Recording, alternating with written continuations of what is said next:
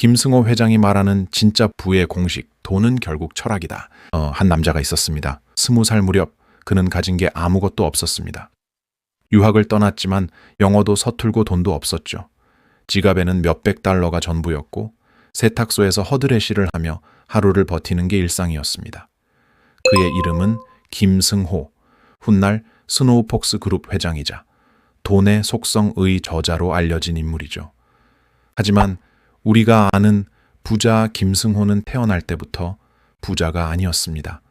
그는 철저히 바닥에서부터 자기 철학 하나로 올라선 사람이었습니다. 파산과 절망에서 시작된 첫 번째 교훈, 돈은 감정이 아니다. 김승호 회장은 미국에서 사업을 시작했습니다. 처음에는 작은 마트였죠. 잠을 줄여가며 일했고 어느새 매출이 오르기 시작했습니다. 그런데 문제는 바로 감정이었습니다.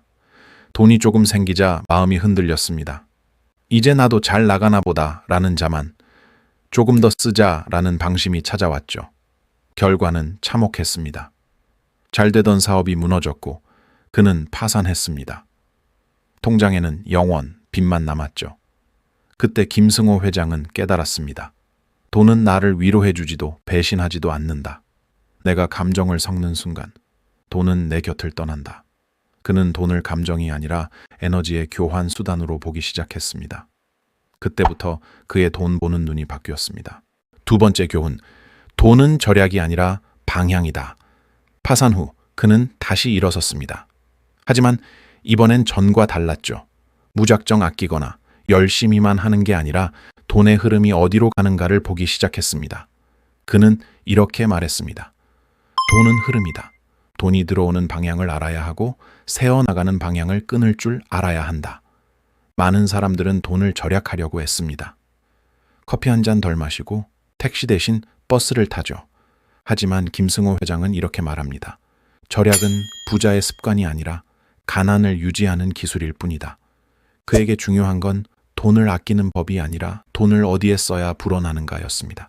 그는 소비 대신 투자에 집중했습니다. 서점에 가서 책을 사고 간견을 듣고 언제나 배움에 돈을 썼습니다. 그렇게 쌓은 지식은 나중에 돈의 속성이라는 책 한 권으로 응축되었죠. 세 번째 교훈, 돈은 철학이 만든다. 김승호 회장이 강조하는 핵심 문장은 이것입니다. 부자가 되고 싶다면 돈을 버는 기술보다 철학을 먼저 가져라. 이 말은 단순한 문구가 아닙니다. 그는 실제로 그렇게 살았습니다. 그의 인생은 수십 번의 실패로 점철되어 있었습니다. 유학 실패, 창업 실패, 사업 파산, 그리고 재기.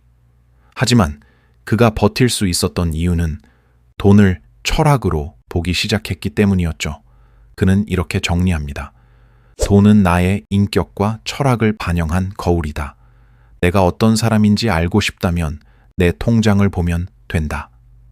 돈을 함부로 쓰는 사람은 자신을 함부로 다루는 사람이고 돈을 신중히 쓰는 사람은 삶을 설계하는 사람이라는 뜻이죠. 네 번째 교훈, 작은 성공을 버려야 큰 성공이 온다. 그가 두 번째로 다시 일어서던 시기, 작은 식당 사업이 자리를 잡기 시작했습니다. 이제는 안정됐다고 느낄 때쯤 그는 과감하게 그 사업을 접었습니다. 사람들은 다들 말렸습니다. 이제 좀 자리 잡았는데 왜 접어요? 그는 단호하게 말했습니다. 나는 평생 작은 성공에 머무를 생각이 없다. 그 후 그는 스노우폭스 그룹이라는 브랜드를 만들었고 미국, 일본, 한국을 포함해 1개국 2,000개 이상의 매장을 운영하는 글로벌 기업으로 성장시켰습니다. 그가 말하는 진짜 부자란 작은 성공에 안주하지 않고 다음 도전을 선택하는 사람이었습니다. 다섯 번째 교훈, 돈을 버는 사람은 많지만 돈을 통제하는 사람은 드물다.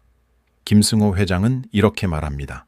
돈을 버는 건 쉽다. 그러나 돈에 휘둘리지 않는 건 어렵다. 그는 부자가 된 이후에도 절대 허세를 부리지 않았습니다. 집도 검소하고 옷도 단정하게 입습니다. 하지만 그는 분명히 부자입니다. 왜냐하면 그는 돈을 통제할 줄 알기 때문이죠.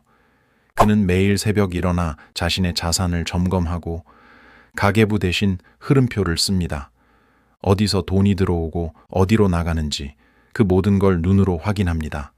그는 말합니다. 돈은 숫자가 아니라 패턴이다. 그 패턴을 읽을 줄 알면 부는 다시 나를 찾아온다. 6번째 교훈, 복리보다 무서운 건 습관의 복리다. 그가 강조하는 또 하나의 철학은 습관의 복리입니다. 우리는 흔히 복리의 마법이라고 하면 이자를 말하죠. 하지만 김승호 회장은 말합니다. 습관에도 복리가 존재한다. 작은 습관 하나가 쌓여 결국 인생을 완전히 바꾼다는 뜻이죠. 그는 매일 새벽에 일어나 명상을 하고 하루 계획을 세우며 하루 30분씩 반드시 공부합니다. 그는 말하죠. 나는 매일 돈의 공부를 한다. 돈은 나보다 빠르게 변하기 때문이다. 이 꾸준함이 결국 그를 글로벌 기업가이자 투자자로 만든 원동력이었습니다. 7번째 교훈, 돈은 목적이 아니라 도구다. 김승호 회장은 어느 날 이런 말을 남겼습니다. 나는 돈을 좋아하지만 돈에 중독되지는 않는다. 그가 돈을 모으는 이유는 단 하나입니다. 선택의 자유를 얻기 위해서입니다. 그는 말합니다. 돈이 많다고 행복한 건 아니다. 하지만 돈이 없으면 불행을 피할 선택조차 할 수 없다. 돈이란 결국 삶의 자유를 살 수 있는 도구입니다. 그는 돈을 신처럼 대하지 않고 도구로서 통제하며 씁니다. 그래서 김승호 회장은 이렇게 정리합니다. 돈이 나를 위해 일하게 만들어라. 내가 돈을 위해 일하면 평생 벗어나지 못한다. 8번째 교훈, 가난은 환경이 아니라 사고방식이다. 김승호 회장은 자신이 가난했을 때를 이렇게 회상합니다. 그때 나는 돈이 없던 게 아니라 돈에 대한 생각이 없었다. 그는 가난을 환경으로 보지 않습니다. 사고방식의 결과로 봅니다. 그가 강조하는 건 부자의 사고방식입니다. 가난한 사람은 돈이 생기면 쓴다. 평범한 사람은 돈이 생기면 저축한다. 부자는 돈이 생기면 굴린다. 이 단순한 패턴이 인생의 결과를 갈라놓습니다. 9번째 교훈, 부는 타이밍이 아니라 태도에서 온다. 많은 사람들이 묻습니다.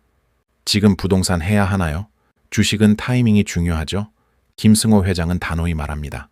부자가 되는 건 타이밍의 문제가 아니라 태도의 문제다. 그는 매번 위기를 기회로 바꿨습니다. 경제 위기 때는 사람을 모으고 불황일 때는 브랜드를 확장했습니다. 그는 경제는 순환하지만 태도는 누적된다고 했습니다. 즉, 위기 때 움츠러드는 사람은 평생 위기에 갇히지만 위기 때 배우고 움직이는 사람은 기회를 잡는다는 거죠. 마지막 교훈, 돈은 결국 나의 수준만큼 온다. 김승호 회장의 철학은 한 문장으로 요약됩니다. 돈은 사람의 수준을 따라간다. 그는 이렇게 말합니다. 내가 1억 원을 벌 수 있는 사람이 되면 1억 원은 언젠가 내 계좌로 들어온다. 돈보다 중요한 건 그 돈을 다룰 수 있는 사람이 되는 것이다. 그래서 그는 여전히 공부합니다. 이미 수백억 대 자산가임에도 매일 새벽에 책을 읽고 새로운 산업을 배우죠. 그는 돈을 쫓지 않습니다. 성장을 쫓는 사람에게 돈이 따라온다는 걸 알기 때문이죠. 마무리, 김승호 회장이 걸어온 길은 운 좋은 사람의 스토리가 아닙니다. 그건 철저히 계산된 그리고 반복된 자기 통제의 결과였습니다. 그는 실패를 통해 배웠고 철학으로 돈을 통제했으며 습관으로 불을 키웠습니다. 결국 그가 세상에 남긴 메시지는 이겁니다. 돈은 기술이 아니다. 철학이고 태도이며 선택의 총합이다. 당신이 돈을 대하는 태도가 곧 당신의 인생을 만든다. 그게 김승호 회장이 실제로 보여준 부의 속성입니다. 돈이 전부는 아니다. 하지만 돈이 없으면 인생의 많은 부분이 제한된다. 그러니 돈을 미워하지 말고 공부하라. 돈을 두려워하지 말고 다뤄라. 그때 비로소 돈은 당신의 친구가 될 것이다.